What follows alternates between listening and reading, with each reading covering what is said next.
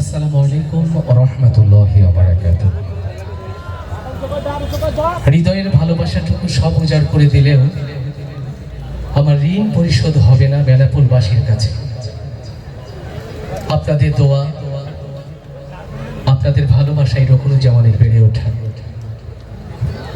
এই মাটি, এই মানুষের কাছে আমি অনেক বেশি ঋণী।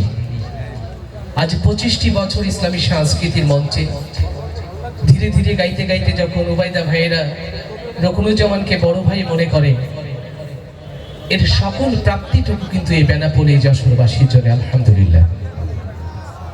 আজকের এই সুন্দর আয়োজনের সম্মানিত প্রধান অতিথি, বিশেষ অতিথি এবং অন্যান্য অতিথিবৃন্দ, আমার শ্রদ্ধাভাজন অভিভাবক তুল্য কিছু মানুষ এখানে রয়েছে।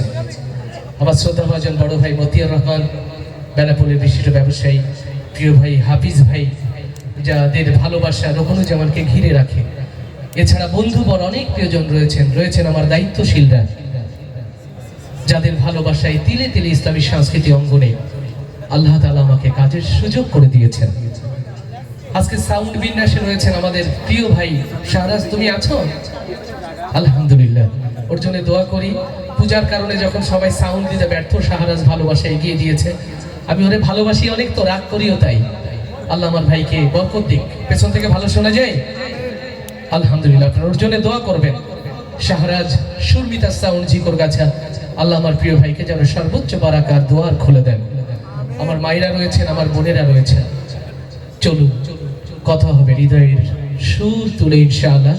আমার প্রিয় ভাই উবাইদা, আমি এক বাক্যে বলি, এক বাক্যে লিখি, বাংলাদেশি ইসলামী সংস্কৃতির জন্য যারা নিবেদিত প্রাণ, আমরা যাদেরকে আইডল মনে করব, ইসলামী সংস্কৃতিকে যারা রিপ্রেজেন্ট করছে,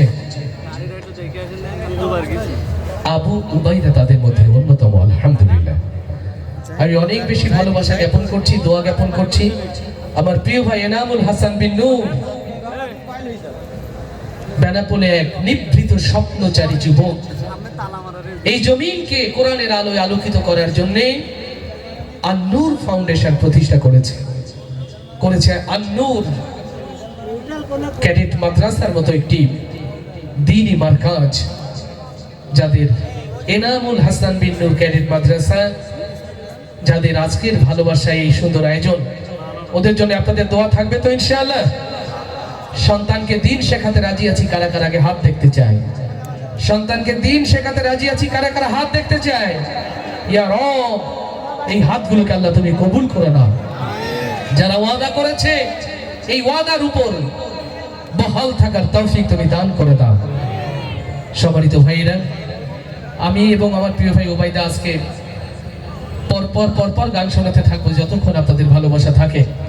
ভালোবাসা থাকবে তো ইনশাআল্লাহ? আস্তে করে বলেন ইনশাআল্লাহ, আরো আস্তে বলেন ইনশাআল্লাহ। এবার বেনাপোল বন্দরে পৌঁছে যাওয়ার মতো আওয়াজ তুলে বলেন ইনশাআল্লাহ।